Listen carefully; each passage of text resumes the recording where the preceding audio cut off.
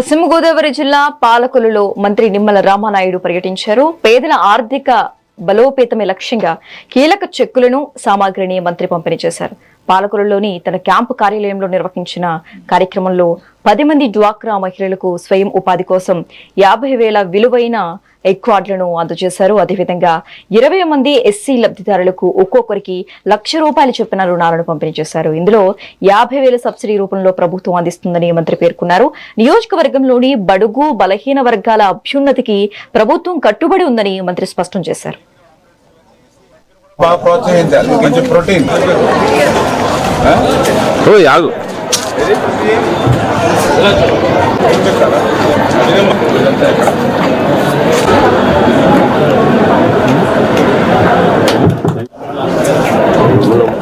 మహిళా ఆర్థిక సాధికారత అంటే చంద్రబాబు నాయుడు గారితో సాధ్యం.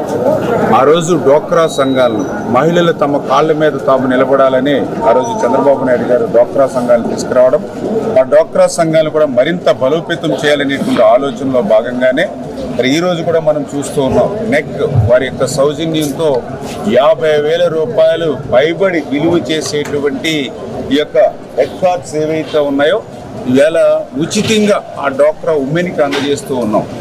అందులో ప్రత్యేకంగా ఏదైతే నెక్ ఇప్పుడే మనం చూసాం, అన్ని సౌకర్యాలతోటి కూడా గ్యాస్ దగ్గర నుంచి, స్టవ్ దగ్గర నుంచి, పాత్రల దగ్గర నుంచి, స్టూల్స్ దగ్గర నుంచి మొత్తం సమస్తము కూడా నెక్ అంటే ఎవరైతే ఈ ఎగ్ వాడకం కూడా పెంచాలి, ఎగ్ మంచి ప్రోటీన్ ఫుడ్, దాని ద్వారా వివిధ రకాలైనటువంటి వంటకాలు ఏ రకంగా టేస్ట్గా తయారు చేసి పబ్లిక్కి ప్రజలకి ఎట్లా అలవాటు చేయాలనే దాని మీద కూడా ఆ నెక్ యొక్క సహకారంతో మహిళల యొక్క ఆర్థిక సాధికారత కోసం ఈరోజు ఆ యొక్క ₹50,000 విలువ చేసేటువంటి వెహికల్ ఆ యొక్క లబ్ధిదారుడికి అందజేయడం జరుగుతుంది. ఆ రకంగా ఈరోజు మన పాలకొల్లులో ఉన్నటువంటి 3 మండలాలు, ఎలమంచిలి, పాలకొల్లు మండలం, కోడూరుకు సంబంధించి ఈవేళ 10 లబ్ధిదారులకి ఈరోజు అందజేయడం జరిగింది. మహిళ